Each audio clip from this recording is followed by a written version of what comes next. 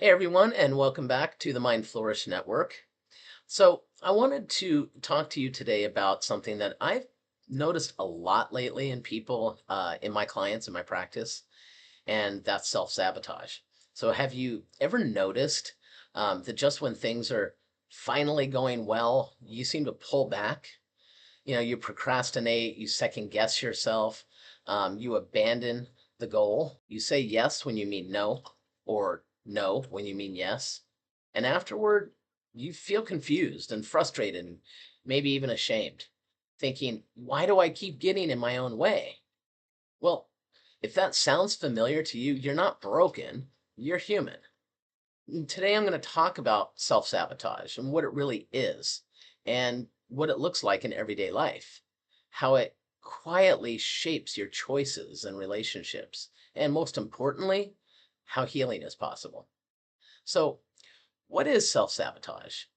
Self sabotage is uh, any behavior, conscious or unconscious, that interferes with your own goals, well being, or growth. It's not laziness. It's not lack of discipline. And it's definitely not a character flaw. It actually is there for a reason. At its core, self sabotage is a protective strategy. It develops when your nervous system learns, often early in life, that certain outcomes like success, closeness, or visibility or rest aren't actually safe. In fact, how you were raised is a main culprit and driving force, whether because you were abused in some way or even excessively punished, or you got confusing and unpredictable messages from your parents. Maybe you were bullied a lot, or things that you tried just never seemed to work out, and you gained a learned helplessness, or any number of other things. So instead of moving toward what you want, your system quietly pulls back, not because you don't want it, but because part of you is afraid of what it might cost you if you pursue it or you even actually get it. So, what does self sabotage actually look like? Self sabotage doesn't always look dramatic. In fact, it's usually pretty subtle. Um, it can look like procrastinating on things that matter deeply to you, or overworking to a point of burnout, or avoiding opportunities that you've prayed for and worked toward, um, staying in relationships that drain you, or leaving relationships that require vulnerability, minimizing your achievements, um, having perfectionism that keeps you stuck, or even telling yourself, I'll start when I'm more ready. So sometimes it sounds like self criticism. I'm not good enough. It won't work anyway. Or other people deserve this more than I do. I'll probably just mess it up. And sometimes it's emotional. So like anxiety when things are calm, guilt when you rest, or fear when you're seen, or even numbness when happiness and joy show up. So let's look at why we self sabotage. Because to heal self sabotage, we have to understand the underlying reasons it exists. As I said before, most self sabotaging patterns come from earlier experiences where you were criticized instead of supported. You learned that love was conditional or had strings attached, or you had to perform to be valued, or your needs were ignored. Success brought jealousy or punishment, or safety depended on staying really small or even invisible. Your nervous system learned rules like, if I succeed, I'll be rejected.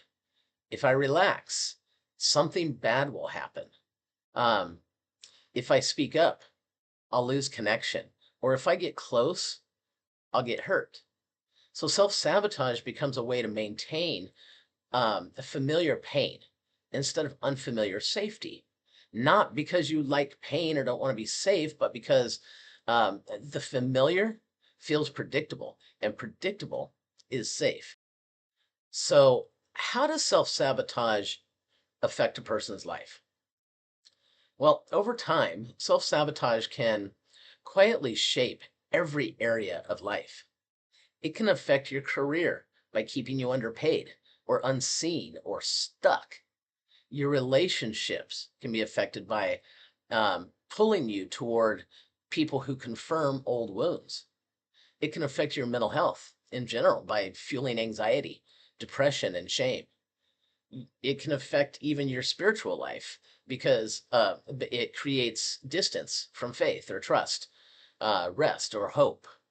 And perhaps most painfully, it can create a disconnect between who you are capable of becoming and who you feel allowed to be. Like this is the ultimate betrayal of your relationship with yourself. Many people living with self sabotage don't lack potential, they lack permission internally to fully receive what's good. So let's look at the shame trap. One of the most harmful parts of self sabotage is not only the shame that drives it, but the shame that follows it. Like you beat yourself up, you call yourself weak and broken, you promise yourself to do better next time. But shame doesn't heal self sabotage, it reinforces it. Healing doesn't come from force, it comes from understanding and compassion. And that includes self compassion.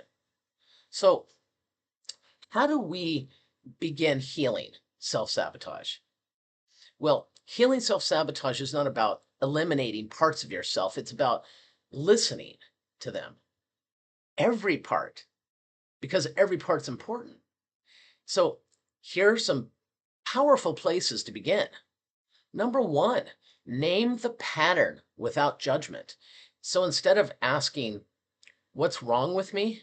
Try asking, um, what is this behavior trying to protect me from? Awareness without shame creates safety, and safety creates change. All right, so number two, regulate the nervous system. Self sabotage lives in the body, not just the mind. So practices like slow breathing, getting grounded, uh, gentle movement, and like stretching, anything, and mindfulness help signal safety to your nervous system.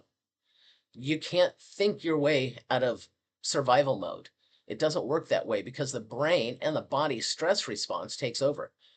So you have to feel safe, safe enough to slow down and choose differently.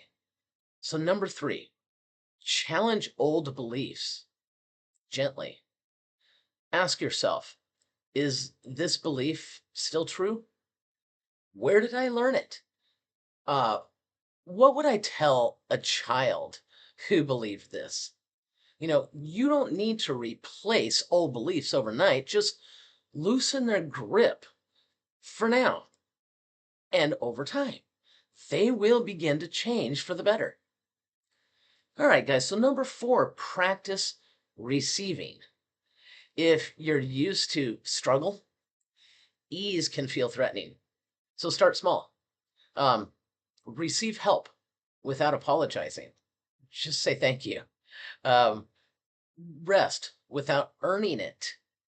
Celebrate wins without minimizing them. Receiving is a skill and it is a form of healing. All right, so number five, seek support. Yes, I always talk about this, I know.